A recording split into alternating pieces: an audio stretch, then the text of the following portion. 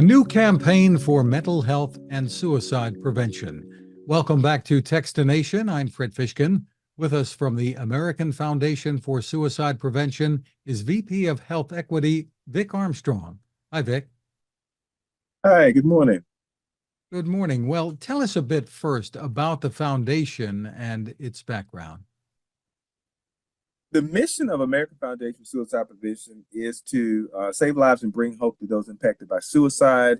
We are the nation's largest suicide prevention organization, and we are the largest private funder of suicide research in the country. We have chapters in all 50 states, plus Washington, D.C. and Puerto Rico. So we have chapters near you if you are looking to connect with the American Foundation for Suicide Prevention. And from what I understand, the needs are really great and growing. Yeah, we actually saw about a 3% increase in suicide from 2021 to 2022. So we're at about 50,000 suicides per year. We know that even one suicide is too many. So anything that we can do to raise awareness and provide resources to individuals who may be experiencing suicidal desperation in any form is something that this organization definitely wants to be able to do. We recognize that suicides can be prevented. We recognize that suicide is a public health issue, and we also recognize that the best way to reduce suicides is by recognizing the risks and the warning signs and having open conversation about it. And this new campaign that you have is called Talk Away the Dark. Tell us about how you're fashioning the message here. Yeah, our Talk Away the Dark campaign, you can find it on our website at afsp.org/talkawaythedark.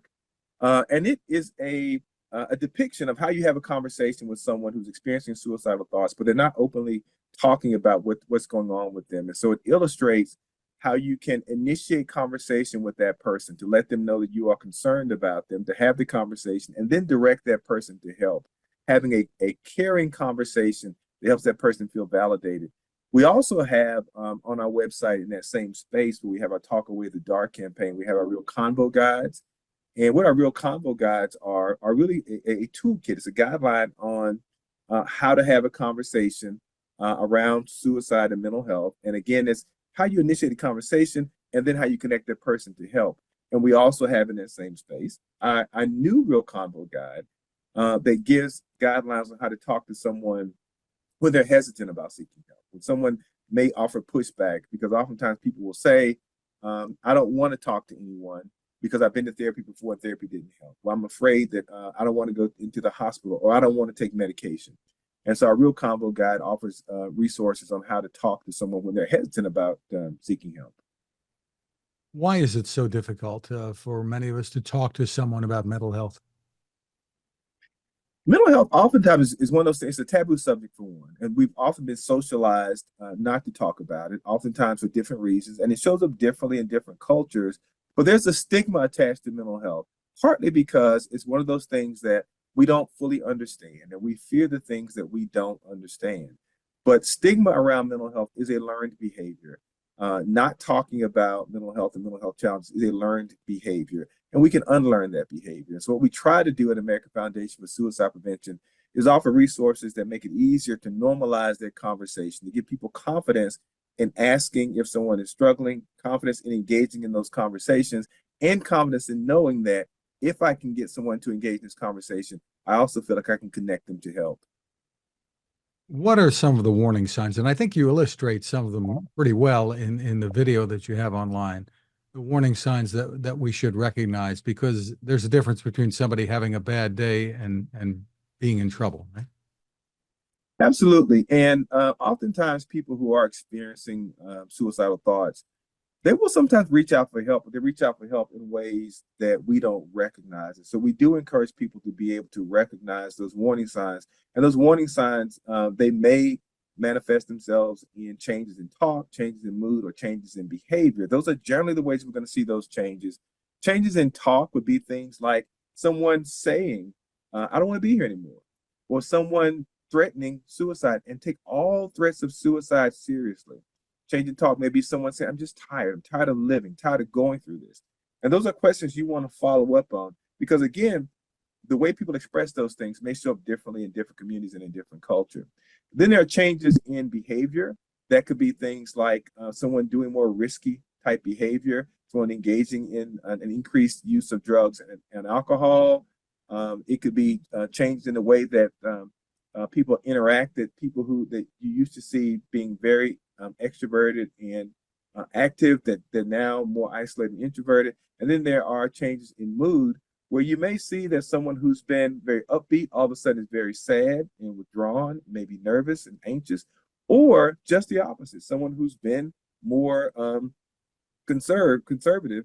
Now all of a sudden they're more open and more elated, and that may be because they've decided that I'm not going to be here tomorrow, so all of my challenges are behind me. And so you want to look for those changes in talk, change in behavior, change in mood. And oftentimes when you recognize those changes, that can be the way that you can initiate a conversation, because you can say to someone specifically, I noticed that you were crying earlier.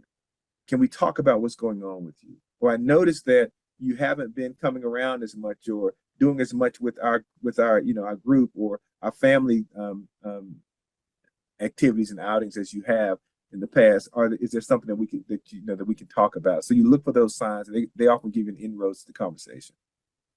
Tell me about your role focused on health equity. What should we know? Well, one of the things that I do with the American Foundation for Suicide Prevention is to really help to bring clinical and equity expertise across our policy, across our programs, and across our communications. So one of the things that I work on is really thinking about how we create resources that speak specifically to communities and to people in communities, because oftentimes the way that suicidal desperation shows up and the way it's talked about in different communities looks very different. Different communities are at different places in having had these conversations about suicide. So a lot of what I do in the health equity space is to make sure that the way that we're messaging suicide awareness and suicide prevention is being done so in a way that people can see themselves in the work that we do. And if we're not reaching certain communities, how do we engage those communities? How do we have those conversations with those communities?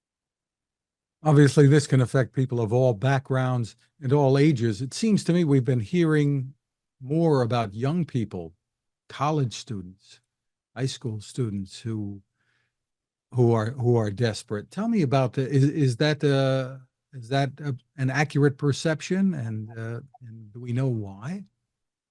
Well, we are seeing an increase in suicides among younger populations, specifically in Black and Brown communities. We don't fully understand all the reasons why we're seeing the increase in suicides in any community. But what we do understand is that we understand better today than we did 5 years ago how to address those concerns. And even when we think about our increase in suicides among youth, and specifically youth in Black and Brown communities, we have campaigns that we're targeting specifically to reach young people. We had a campaign with Megan Thee Stallion, and that was designed specifically to reach our young people. So we are engaging young people in a way that we haven't in the past.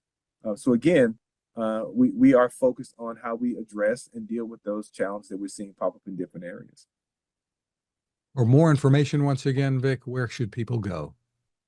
For more information, you can go to our website, afsp.org. If you want information on Talk Save Lives, real convo guide is afsp.org/talkawaythedark.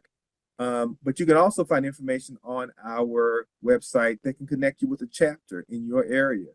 If you're interested in getting involved, if you want to join a walk in your area, if you want to support a walk in your area, if you want to support our suicide research, or if you're looking for resources to support you or someone you care about who may be experiencing suicidal thoughts, or who may want more information about how to connect to mental health resources, you can find that at our website at afsp.org.